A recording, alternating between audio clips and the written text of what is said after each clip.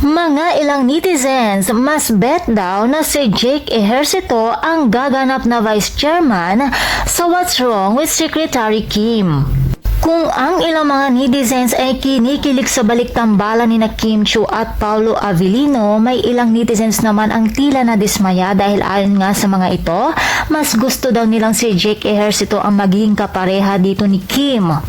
Dahil ayon sa mga ito, mas bagay daw kay Jake ang pagiging CEO dahil mas malakas daw ang aura nito.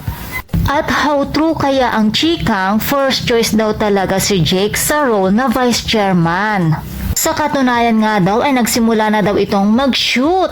Subalit dahil sa naging matagumpay daw ang seryeng Linlang at nakitaan ng malakas ang chemistry ni na Paulo at Kim, kaya naman bigla daw itong pinalitan.